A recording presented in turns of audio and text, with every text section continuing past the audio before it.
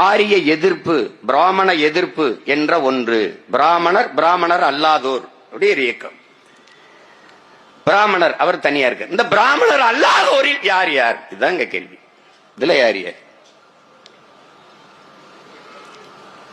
இவர்கள் எதற்காக இந்த தமிழர் கழகம் என்று தொடங்க இருந்ததை திராவிடர் கழகம், காலையில வரைக்கும் மாநாட்டில் தமிழர் கழகம் தான் இருக்கு, திடீர்னு திராவிடர் கழகம். ஏன்?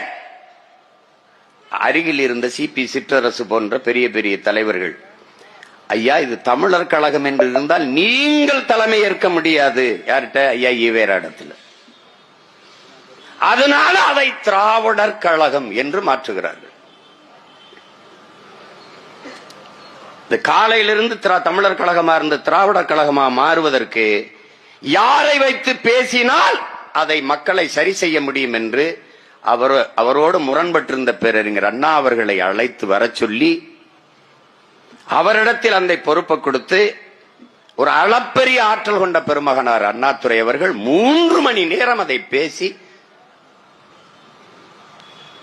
அந்த திராவிடம் என்பது ஏன் என்பதை அப்படி மக்கள்கிட்ட நிறுவுறார், அதை சொண்டு வர்றார். எதற்கு இந்த திராவிடம்? இன்று வரை நம்முடைய பெருமகனார் ஐயா வீரமணி அவர்கள் 1.5 ஆண்டுகளுக்கு முன்பு எழுகதிர் என்கிற ஒரு பத்திரிகையில என்ன எழுதியிருக்கிறார்கள் என்றால் ஐயாவினுடைய பார்வைக்கு வந்ததா என்று எனக்கு தெரியாது. 1944வது ஆண்டு ஆகஸ்ட் மாதத்தில் அந்த நீதி கட்சி திராவிடர் கழகம் என்று பெயர் மாற்றப்படுகிற போது வழக்கமாக சொல்லிக் கொண்டிருக்கிற ஒன்றுதான், காலையிலே அதற்கு தமிழர் கழகம் என்றுதான் பெயர் வைத்தார்கள். மாலையிலே பிறகு பெரியார் திராவிடர் கழகம் என்று மாற்றிவிட்டார், அது அண்ணாதுரை தீர்மானம் என்று வந்தது என்று சொல்லுகிறார். இதுல அந்த எழுகதிர் பத்திரிகையில என்ன செய்தி எழுதப்பட்டிருக்கிறது என்றால், எப்படி தெரியுமா, அந்த தமிழர் கழகம் என்பது திராவிடர் கழகம் ஆயிற்று என்று ஒரு புது கரடியை இதோ கிடைத்து விட்டது ஆதாரம் என்று சில கடிதங்களையும் வெளிப்படுத்தி அவர்கள் வெளியிட்டிருந்தார்கள்.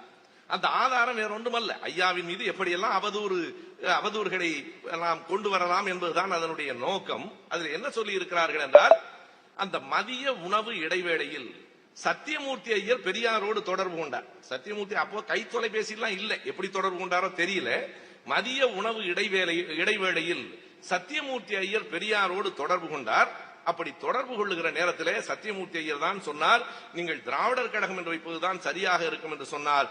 மற்றவைகளிலே எல்லாம் பார்ப்பனர்களை எதிர்க்கிற பெரியார் கடைசியாக சத்தியமூர்த்தி ஐயரினுடைய அறிவுரை கேட்டுத்தான் திராவிடர் கழகம் என்று பெயர் வைத்தார் என்பது திராவிடர் கழகத்தில் இருக்கிற எத்தனை பேருக்கு தெரியும் என்று ஒரு கேள்வி. நமக்கு தெரியாது, ஏனென்றால் நடந்திருந்தால் தான் தெரியும், நடக்காததெல்லாம் நமக்கு தெரியாது.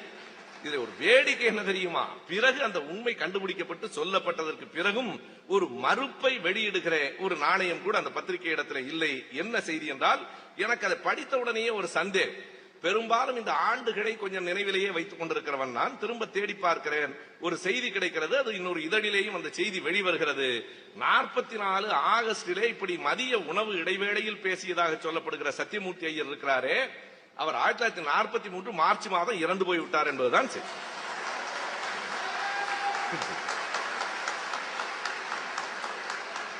இது எவ்வளவு பெரிய வெட்கக்கேடான உண்மை நீங்கள் நினைத்து பாருங்கள். ஒருவேளை அவர்கள் ஆவி பேசுவதிலே நம்பிக்கை உடையவர்களாக இருக்கலாம், நமக்கு இல்லை. அது கூட மதிய உணவு இடைநேரத்தில் ஐயாவிடத்திலே வந்து அந்த ஆவி பேசி இருக்கிறது. வேற எங்காவது பேசி தொலைத்தால் கூட குற்றம் இல்லை, ஐயாவிடம் பேசி இருக்கிறது.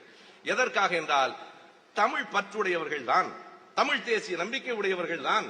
ஆனால் பெரியாரிய சிந்தனையிலே இருந்து பிறண்டு போகிற போது தமிழ் பற்று என்பதும் பயன்படாமல் போகும் என்பதனாலே தான் நாங்கள் 1000 தமிழர் பேரவையாக இருந்தாலும் எங்கள் வேறு திராவிட இயக்கத்திலே தான் இருக்கிறது என்பதனாலே தான் திராவிட இயக்க தமிழர் பேரவை என்று